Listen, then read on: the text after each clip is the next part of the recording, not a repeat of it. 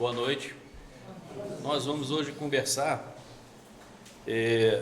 sobre um dos pilares, que sustentam a nossa doutrina espírita, que quando falamos de doutrina espírita, a gente tem 5 pilares, digamos, que não tem como a gente fugir deles, tirar algum deles, porque a doutrina espírita não faria sentido. Então, o primeiro deles, para todo espírita, é a existência em Deus. Então, aquele que se diz espírita ou é espírita, ele acredita na existência de Deus. O segundo é sobre a nossa imortalidade. Ou seja, a imortalidade da alma, que todos nós seguiremos mais vivos do que aqui estamos quando desencarnarmos ou quando morrermos, Vou tentar falar para se quebrar a língua, Pluralidade das existências. Agora ficou legal, acho que parou de dar. Agora vou ter que repetir, Pluralidade das existências, que é nada menos do que a reencarnação, Então, nós vamos tendo vidas sucessivas como provas, como um exercício para a gente vencer as dificuldades, e vencendo algumas dificuldades, a gente renasce para refazer as provas das quais nós falhamos. Pluralidade dos mundos habitados, ou seja, não é só o nosso planeta. Hoje, com a ciência do jeito que está, nós nos percebemos no universo como sendo um minúsculo grão de areia. Então, o nosso planeta é um grão de areia, se olharmos em relação à dimensão do universo. Então, como o próprio Jesus já nos disse, há muitas moradas na casa de meu Pai. E o tema que nós vamos tratar hoje, que é o último, é a comunicabilidade dos espíritos. Então, quando nós estamos falando de comunicabilidade dos espíritos, nós estamos falando da possibilidade dos espíritos, aqueles que já partiram, que já desencarnaram, se comunicar conosco, que estamos encarnados. Todos, acredito, devam ter conhecimento de alguma história em que houve uma manifestação espiritual ou que houve uma visualização de alguém desencarnado. Então, todo mundo, de certa forma, conhece alguma história. E eu trouxe uma delas só para a gente poder, primeiro, nos situarmos, que é a história de Charles Lindbergh. Ele, para nós, não é muito famoso, mas eu assisti um documentário uma vez no Discovery, é um canal, e lá falava sobre se o Charles Darwin recebeu ajuda dos espíritos. Eu falei, como é que é? Aí eu fiquei interessado, agora eu vou assistir isso. Aí fiquei atrás e fui pesquisar, através do próprio livro dele, em que ele narra essa aventura. Que aventura foi essa? Ele era um aviador americano que trabalhava no correio, a aviação engatinhava naquela época. Então ele transportava da cidade lá de São Luís para outras cidades cartas e encomendas. A gente não despacha aqui as encomendas no correio? Então, ele fazia com um avião de carga dos Correios. Então, ele viajava, ele e um outro grupo de aviadores, de um lado para o outro. E havia, naquela época, um desafio grande, que foi feito por um grupo de empresários para que quem conseguisse atravessar o Atlântico, num voo direto, receberia um prêmio que hoje é uma fortuna, mas na época era $25 mil. Se convertermos os dias atuais, talvez alguns milhões de dólares. Então, ele, que era um entusiasta da aviação, ele resolve, então, embarcar nessa empreitada. Outros já haviam cruzado o Atlântico, Ele não foi o primeiro a cruzar, só que eles cruzaram em um avião com 2 pilotos, Ele foi o primeiro a viajar sozinho no avião a cruzar o Atlântico. Nesta aventura, ele narra no livro O Espírito de São Luís, e lá durante o processo de travessia, ele explica o que aconteceu. E a gente vai dando os pormenores, né? Na véspera da viagem dele para atravessar, o desafio era atravessar de Nova York a Paris num aviãozinho, né? Naquela época, como eu disse, era uma aventura e tanto. Só que outras pessoas já haviam tentado e já perderam a vida. Um tentou e o avião, como tinha que carregar muito combustível, porque era uma viagem longa, o avião não conseguiu subir, incendiou, o outro se perdeu no oceano, nunca foi encontrado. E ele, então, através da solidariedade de outros engenheiros, conseguiu construir aquele avião que nós vimos anteriormente, que é o Espírito de São Luís, que ele batizou com esse nome. E, na véspera, a ansiosidade era alta, porque ele queria decolar, mas havia questão de tempo que ele tinha que considerar, se o tempo estaria favorável, se não estava, e naquele frenesi, muita gente em cima, muitos jornalistas, e ele, então, não consegue dormir direito à noite, que seria a véspera dessa travessia. Hoje, a gente atravessa em 8 horas e 5 minutos, mais ou menos, né? Num jato comercial. O preço, esquece, tá, gente? Essa postagem aqui é antiga. Não é isso, não. Se vocês forem para lá, o preço, posso ter certeza que é muito mais. Só que, quando ele vai fazer essa viagem, ele leva, para vocês terem uma ideia, 33 horas e 31 minutos nesta viagem. E ele decola, né, no dia seguinte, sem ter conseguido dormir direito, por conta da ansiedade. O avião sobe com muita dificuldade, por conta do peso, e aí ele vai narrando a aventura dele. Chega em dado momento, ele está lutando contra o sono, né? E ele vive uma experiência como se fosse uma experiência que nós conhecemos em doutrina espírita de desdobramento, né? Em que o indivíduo está acordado, mas está do lado de lá já, né? E aí, no livro, eu vou trazer para vocês o que ele colocou lá no livro, tá? Enquanto estou observando os indicadores, consciente ou adormecido, você veja que ele não, né? Durante um período de tempo ultraterreno, as minhas costas, a fuselagem, começa a encher-se de presenças fantasmagóricas. Ou seja, ele está lá pilotando avião e, de repente, ele começa a perceber que tem gente atrás dele, dentro do avião. Não sinto surpresa nem medo ao vê-las. Sem virar a cabeça, eu as vejo tão claramente como se meu crânio se tornasse um olho que vê por todos os lados ao mesmo tempo. Para quem já conhece o livro dos médiuns, né, e vai ver lá o capítulo que fala sobre vidência, dupla vista, nós vamos ver que são fenômenos em que o espírito, quando está nesse estado, ele não está enxergando pelos olhos físicos, ele está enxergando com os olhos da alma, e a alma enxerga para todos os lados. Então, por isso que um médium vidente que está ali num processo de visualização, não adianta ele fechar o olho, ele vai continuar vendo o espírito. Ele consegue enxergar se tem alguém atrás. Por quê? Ele não está vendo com os olhos físicos, de novo. Então, seguimos. Agora, são muitos em torno de mim, e me falam com uma voz forte, mais forte que o ruído do motor. Suas vozes me aconselham sobre o voo, discutem problemas de navegação, corrigindo e dando-me orientação de extraordinária importância. A distância entre Nova York e Paris já não importa. Meu corpo deixou de ter peso. Então, é mais uma evidência de que ele está desdobrado, né?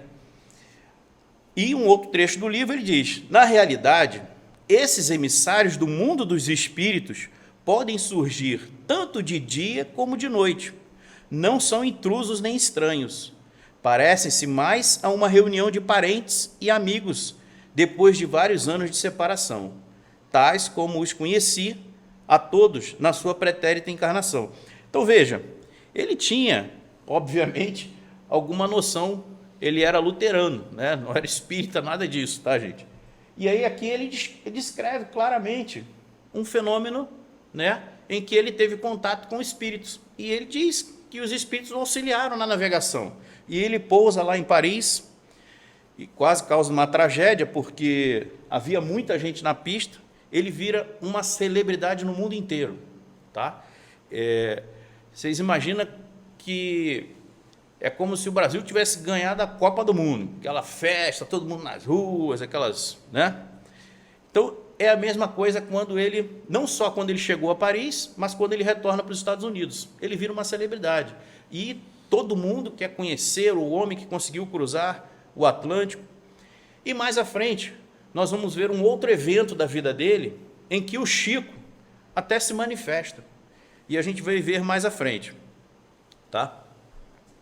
Então, o que nos diz a doutrina espírita sobre essa questão da comunicabilidade? Bom, no livro dos médiuns, sobre Kardec está tratando da influência do meio, ele diz o seguinte: fora erro acreditar alguém que precisa ser médium para atrair a si os seres do mundo invisível. Eles povoam o espaço, temos-los incessantemente em torno de nós, ao nosso lado, vendo-nos, observando-nos, intervindo em nossas reuniões, seguindo-nos ou evitando-nos, conforme os atraímos ou repelimos. A faculdade mediúnica em nada influi para isto. Ela mais não é do que um meio de comunicação. Então, nós estamos mergulhados num oceano onde o mundo espiritual e o nosso mundo aqui físico, eles estão entrelaçados, né? Então, os espíritos estão constantemente em torno de nós. Nós estamos emanando pensamentos e atraindo espíritos que têm pensamentos semelhantes, né? Que gostam da gente ou que gostam das coisas que a gente gosta. Então, não precisa ser médium para que isso aconteça. Estamos sempre atraindo ou repelindo, né, de acordo com o perfume, com o que a gente costuma dizer, né, com o perfume que a gente está emanando. E segue Kardec, então, sobre essa questão, né? A gente não precisa ser, então, médium para se comunicar com os espíritos, né? Tem essa capacidade de se comunicar com os espíritos? Na questão 459, só complementando o que a gente acabou de ler, Kardec faz uma pergunta aos espíritos, e os espíritos respondem: os espíritos têm influência em nossos pensamentos e ações? Em relação a isso, a sua influência é bem maior do que imaginam, porque muitas vezes são eles que os dirigem. Bom, no caso do Charles Lindbergh foi literalmente, né? Mas eles estão sempre tentando nos influenciar. E segue Kardec no livro dos médiuns. Todo aquele que sente, num grau qualquer, a influência dos espíritos é por esse fato médium. Então, todos nós temos essa capacidade. Não é ostensiva. A gente vai continuar lendo aqui. Mas todos nós temos essa capacidade de receber alguma influência por conta de uma mediunidade que carregamos, tá? Ela não precisa ser ostensiva, pode ser através de uma intuição. Então, vamos lá. Esta faculdade é inerente ao homem, ou seja, está dentro de nós, independe. Não constitui, portanto, um privilégio exclusivo. Por isso mesmo, raras são as pessoas que dela não possuem alguns rudimentos.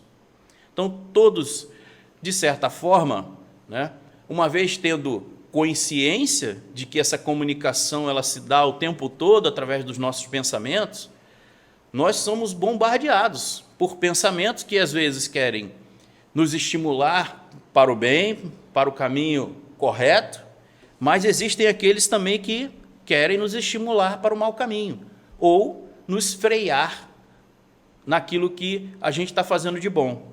Então, muitas das vezes, recebemos pensamentos para que a gente pare o que está fazendo, que seja de auxílio a alguém, né? Por quê? Porque eles não querem. Então, cabe a nós ter esse discernimento.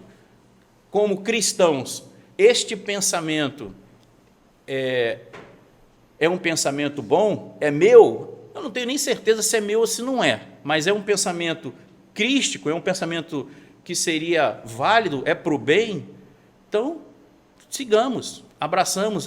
Qualquer pensamento que nos atinja, que tenha como objetivo a briga, a discussão, a discórdia, separação, todos esses a gente tem que eliminar, bloquear. Por quê? Ele pode até ter sido criado por nós, mas a gente também tem que eliminar. A gente vai estar atraindo aquilo que a gente está emanando. E segue Kardec, então. Todavia, aí ele faz uma observação. Usualmente, assim só se qualificam aqueles em que a faculdade mediúnica se mostra bem caracterizada e se traduz por efeitos patentes, de certa intensidade, o que não depende de uma organização mais ou menos sensitiva. É de notar-se, além disso, que essa faculdade não se revela da mesma maneira em todos. Geralmente, os médios dão especial para os fenômenos desta ou daquela ordem, de onde resulta que formam tantas variedades quanto são as espécies de manifestações. Então, nós sabemos que a mediunidade ostensiva, ela tem um monte também de particularidades. Tem pessoas que têm facilidade para escrever, que é a psicografia, que é um tipo de mediunidade. Tem pessoas que têm a vidência, que são mediunidade também. A pessoa vê o tempo todo o espírito? Não. Ela vê momentaneamente, sob determinadas circunstâncias. Não é assim, a pessoa fica vendo o tempo todo espíritos, tá? Médios que escutam os espíritos de forma clara. Então, vocês vão ver que existe uma gama muito grande, uma variedade muito grande, tá? E sobre essa questão, ao longo da história,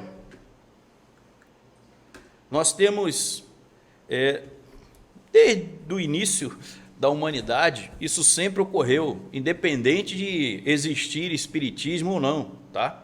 Então, nós vamos ver que lá no tempo da Grécia Antiga, nós conhecemos as pitonisas, do templo de Apolo, que elas se comunicavam ou recebiam, as mensagens de Apolo. Quem eram essas pitonisas, gente? Eram as médiums, tá? O tempo passa e depois nós temos Moisés, que é o legislador lá do povo hebreu. E o Moisés também era médium, tá? Jesus era médium? Era médium, só que era médium de Deus, o espírito. Ele já era o espírito puro, então não existia um espírito se manifestando através dele, ele produzia fenômenos de materialização.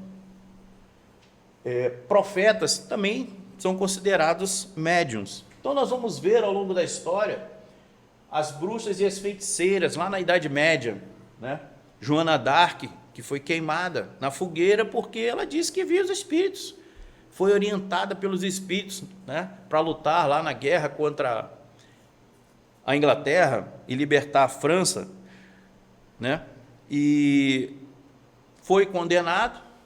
O tempo passa e eles percebem o erro que eles cometeram, e ela hoje é a padroeira da França. Então, o que significa médium? Kardec começou a usar esse termo, então esse é um termo mais atualizado. O que é o médium? É aquele que está no meio, se nós formos pegar a origem da palavra, que está como se estivesse no meio, então é que tem essa capacidade de se comunicar com os dois planos. Bom, existe alguma prova sobre essa mediunidade, sobre essa capacidade dos espíritos se manifestarem? Será que existe algum estudo sério, comprovando isso? Bom, existem inúmeros pesquisadores que já comprovaram esses fenômenos, tá? Só que, como esse meio acadêmico, o meio científico, ele é muito resistente, eles ainda têm dificuldade de avalizar, digamos assim, essa questão. Mas Lá no início do Espiritismo, quando ele começou a ser estudado lá em Londres, havia um pesquisador, que era um cientista, chamado William Crookes. Eu poderia descrever aqui as inúmeras condecorações que ele recebeu. Enfim, uma delas foi da própria rainha, né? Ele recebeu o prêmio Nobel. Então nós vamos ver que William Crookes era uma pessoa que tinha enorme credibilidade na sociedade. E quando começa a acontecer esses fenômenos na Inglaterra, foi ele que foi designado para desmascarar, né, aqueles fenômenos, para mostrar que aquilo tudo era uma farsa. E ele então começa as suas pesquisas, com o intuito de desmascarar. Porém, quanto mais ele vai se aprofundando nas pesquisas, ele vai, né, entendendo e começa então a avalizar a questão. Mas, eis que surge na porta de William Crookes uma menina de 15 anos, a Florence Cook. Florence Cook era uma médium e ela produzia um fenômeno que é raro, que é um fenômeno de materialização. Então, isso também é um tipo específico de mediunidade. E ela procura porque ela estava sendo perseguida, né? Ela estava sendo desmoralizada perante a sociedade, dizendo que aquilo tudo era uma farsa. E quando ela se apresenta na casa dele, ela pede para que a esposa do William Crookes fizesse o acompanhamento de todos aqueles trabalhos, né, que ela iria se submeter, todas aquelas pesquisas que ela iria se submeter. Então, William Crookes começa a fazer... vocês vão achar isso... Como é que ele fez? Existe um livro chamado Fatos Espíritas, e lá ele vai descrevendo toda a metodologia que ele utilizou para validar aqueles fenômenos, né? E durante esse processo de validação do fenômeno, essa Florence Cook, ela conseguia materializar com muita frequência o espírito de Kate King. Então, nas conclusões do trabalho, na conclusão do seu trabalho, ele chega à conclusão de que, olha, isso é uma coisa incontestável. Então ele diz o seguinte: não digo que isto é possível, digo isto é real. Então ele entrou com o intuito de desmascarar e, de repente, ele acaba atestando.